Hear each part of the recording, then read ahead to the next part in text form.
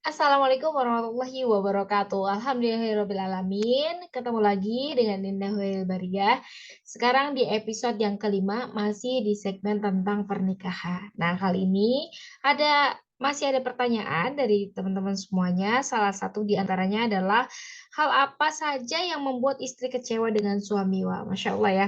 Hal apa saja yang membuat istri kecewa terhadap suami? Nah, kalau berbicara tentang kekecewaan seorang istri terhadap suami, itu kemungkinan besar itu banyak, tergantung, dia dengan siapa menikahnya, tergantung berapa lama di usia pernikahannya, tergantung bagaimana jabatan dan sebagainya. Tapi sebetulnya ada titik persamaan kenapa sih, istri itu kecewa terhadap suaminya, gitu ya. Nah, mari kita semua bahas di sini hal apa saja yang membuat istri kecewa dengan suami. Jadi, sebagaimana yang pernah Indah tahu bahwa pernah, ada hadis yang, menyatakan tentang suami yang menyakiti istrinya dan ini juga menjadi, sebuah renungan untuk para suami ya. Ini gambarnya kelihatan nggak ya? Ya, jadi ini juga hal yang membuat menjadi renungan ya untuk para suami agar tidak menyakiti istrinya. Nah, jadi, seperti yang kita semua tahu bahwa laki-laki memang ditakdirkan untuk menjadi seorang kepala keluarga ya, ar-rijalu qawwamun 'alan nisa ya, salah satu di antara ada penafsir yang mengatakan bahwa ar-rijalu qawwamun 'alan nisa, berarti laki-laki itu melindungi, perempuan. Laki-laki di sini dikatakan, bahwa, beliau adalah kepala rumah tangga, kepala keluarga. Namun hal ini tidak berarti mereka dengan bebas mengatur, membentak, kasar, melakukan KDRT, memukul, nendang, dan sebagainya, sebagaimana yang sudah ramai dibicarakan di media sosial ya, seperti itu. Jadi, bukan berarti ketika suami itu menjadi kepala keluarga dalam rumah tangga, dengan semena-mena dia memiliki hak gitu kan untuk, menyakiti istrinya atau apa namanya, menendang istrinya, melakukan KDRT, berbuat kasar dan sebagainya. Nah, selama yang dilakukan oleh istri itu bukan perbuatan dosa, maka sebaiknya suami harus memaafkan.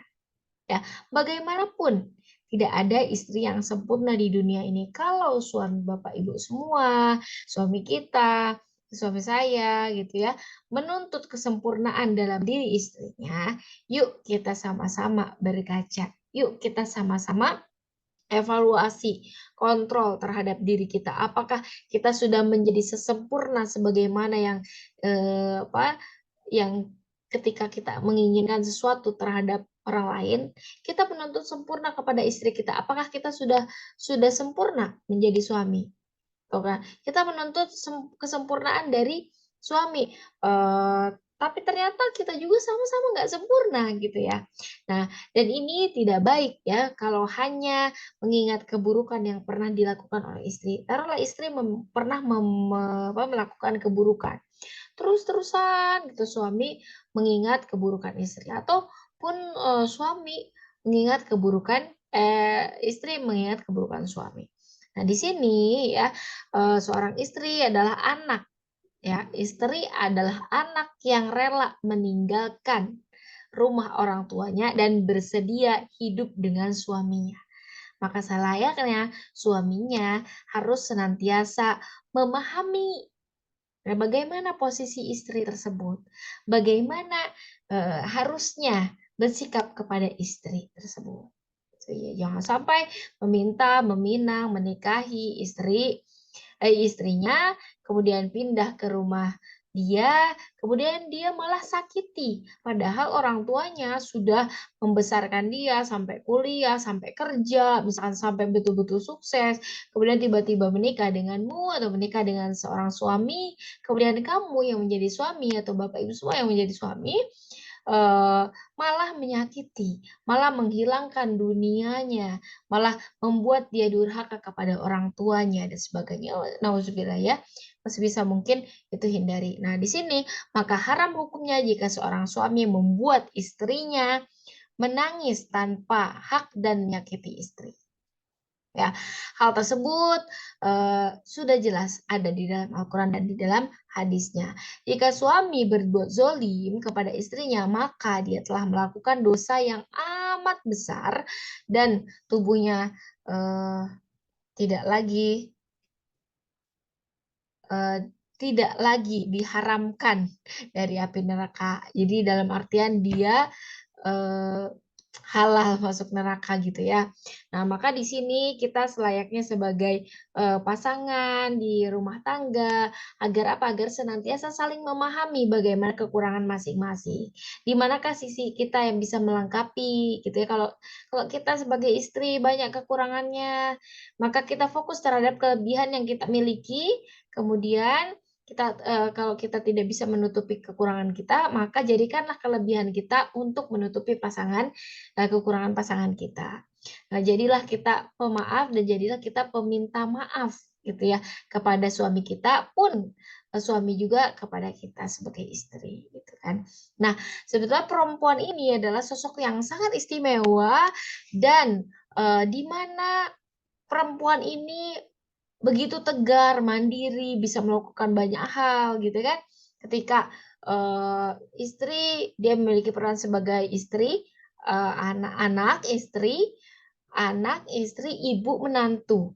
Dan dalam satu waktu gitu ya, dia harus melakukan atau menjalankan peran semuanya. Gimana? Kebayang kan? Dan pasti sosok perempuan ini adalah sosok yang paling istimewa dan dia menjadi perempuan yang tegar gitu kan, mandiri sehingga dia bisa menjalani kehidupannya dengan semaksimal mungkin. Maka wajar sebetulnya jika istri saat menjalankan perannya, waktunya terbagi, kemudian pikirannya juga terbagi, dan wajar jika dia tidak sempurna gitu kehidupannya. Seperfect yang kamu inginkan gitu bahasanya. Kenapa? Karena dia memiliki banyak sekali tuntutan-tuntutan status sosial tadi ya. Misalkan dia jadi istri ya harus seperti apa. Ketika ketika dia melayani suami, kemudian anak-anaknya meminta untuk dilayani juga. Kemudian nanti orang tuanya juga misalkan minta apa. Kemudian mertuanya juga minta apa dan sebagainya. Nah, dalam suatu waktu dia mungkin berpikir mana dulu yang harus dilakukan. Nah, ketika suaminya tidak mampu untuk memahami posisi tersebut, maka bisa jadi istri akan merasakan sangat kecewa. Kenapa kok aku atau kok gue udah berjuang sekuat tenaga ya, tapi suami gue kok nggak ngerti terhadap posisi gue saat ini kayak gitu. Nah, sebetulnya perempuan itu butuh sekali dihargai, butuh dimengerti. Ya, tanpa misalkan kita mohon maaf kalau misalnya suami tidak mampu untuk membantu, istri atau tidak mampu membantu kita, ya, maka cukuplah menghargainya, menghargai posisi dia sebagai istri, menghargai posisi dia sebagai ibu, menghargai posisi dia sebagai menantu, menghargai, posisi dia sebagai orang tua, gitu kan. Yang mana ketika kita sudah mampu untuk menghargai posisi posisi dia sebagai istri, istri akan merasa bahwa, "Oh iya ya, kehadiran kita sangat dibutuhkan, kehadiran kita sangat bermanfaat, kehadiran kita sangat dihargai oleh orang-orang terdekat kita, apalagi oleh suami kita." Ini mah misalkan udah berjuang sekuat tenaga dengan menjalankan berbagai perannya, ditambah menjadi wanita karir, wanita pekerja, tiba-tiba suaminya malah tidak menghargainya sebagai istri, tidak menghargainya dia sebagai ibu. Contoh, bagaimana cara suami tidak menghargai atau salah satu di antara ciri suami itu tidak menghargai adalah ketika istri sudah berjuang di rumah dengan sekuat tenaga. Kemudian suami pulang dan suami mengatakan bahwa ngapain aja sih di rumah. Mungkin untuk istri yang luar biasa, dia mampu untuk bersabar. Tapi untuk istri yang normal, istilahnya batas keimanannya mungkin masih naik turun, maka dia merasa bahwa dia akan tersinggung. Kenapa? Ih, gue udah berjuang sebanyak itu, tapi gue masih ditanya, ngapain aja di rumah gitu kan. Itu cukup menyakiti, banyak istri. Tapi coba deh tanyakan ke berbagai istri, tapi kalau, menurut saya pribadi, banyak sekali, rumah tangga gitu kan, rumah tangga yang hancur, rumah tangga yang, putus di tengah jalan, salah satunya adalah karena tidak adanya saling memahami antara suami dan istri. Tidak ada saling tidak adanya saling menghargai antara suami dan istri. Nah, kalau bisa apa yang harus kita lakukan sebagai, suami dan istri ketika di antara masing-masing kita, personil yang ada di dalam rumah tangga melakukan peran-perannya atau bahkan tidak, tidak menjalankan perannya seutuhnya gitu. Minimal hargai, puji, ucapkan terima kasih, syukur, sabar, dan sebagainya. Terima kasih ya Bu, udah berjuang hari ini menjadi ibu yang baik. Terima kasih ya Pak, udah berjuang menjadi suami yang baik dan ayah untuk anak-anak kita. Sehingga apa? Sehingga dia akan merasa bahwa dipuji gitu. Oh iya ya ternyata perjuangan saya dihargai oleh istri saya. Oh iya ternyata perjuangan saya dihargai oleh suami saya. Sehingga hal tersebut yang akan menambah rasa percaya diri di antara masing-masing pasangan dan akan menambah, keharmonisan rumah tangga, gitu ya. Itu salah satu di antaranya. Kemudian hal apa lagi sih yang biasanya membuat istri itu, kecewa, dibohongi, misalkan kan, suami izinnya kemana malah misalkan kemana gitu kan. Itu sih yang biasanya sering saya temukan di antara, para, apa namanya, mama-mama muda gitu ya, eee waktunya terbagi, misalkan waktunya terbagi tapi tanpa izin kepada istri, kemudian pengelolaan keuangan yang biasanya itu mungkin tidak sesuai dengan keinginan istri atau kebutuhan istri, atau hal-hal yang sebetulnya itu tuh sepele, tapi tidak dikomunikasikan, itu bisa menjadi sesuatu hal yang, apa, memberikan dampak kekecewaan yang besar. Misalkan hari ini nih, istri merasa dibohongi, maka bisa jadi sampai 10 tahun kemudian itu masih dibahas gitu ya. Meskipun mungkin tidak semua, istri demikian, tapi, seringnya kita temukan seperti itu. Nah kemudian kalau misalkan hari ini suami itu berbohong gitu, padahal sebetulnya bisa jadi suami itu tersebut berbohong demi kebaikan, tapi tetap kadang istri-istri itu merasa, "Ih, kayaknya bohong deh, curiga deh, begini-begini dan sebagainya." Kemudian juga dalam pengelolaan keuangan, misalkan gaji gitu ya, gaji suami, berapa, nah tidak ada keterbukaan antara suami dan istri, nah bisa jadi itu menimbulkan kekecewaan juga untuk, istri kepada suami. Dan masih banyak hal lainnya. Pokoknya sesuatu yang, melanggar peraturan Allah bisa jadi itu semua memberikan dampak kekecewaan kepada istri, gitu ya. Nah, tapi yang lebih utama adalah biasanya hal yang berkaitan dengan komunikasi, gitu ya. Hal yang berkaitan dengan komunikasi.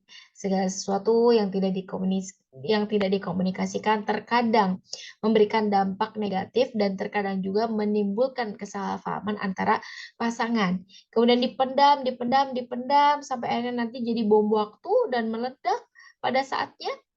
Ya, dan akhirnya mungkin, tidak mampu masing-masing tidak mampu untuk memanage konflik tersebut, maka akhirnya, cerai di tengah jalan gitu atau putus di tengah jalan, seperti itu. Nah, mungkin solusi dari Indah pribadi adalah ketika, eee, menemukan salah satu di antara kita, kecewa terhadap pasangan kita, maka harus segera yuk kita sama-sama komunikasikan, barangkali mungkin masih awal gitu ya dan masih bisa diperbaiki dan insya Allah tentunya sangat bisa diperbaiki dan, mudah-mudahan, Allah Subhanahu wa taala gitu kan, kita berharap kepada Allah Subhanahu wa taala untuk senantiasa membimbing kita, dalam menjalankan rumah tangga yang, insya Allah sakinah, mawaddah, dan warahmah. Itu saja mungkin untuk episode kali ini. Terima kasih. Wassalamualaikum warahmatullahi wabarakatuh.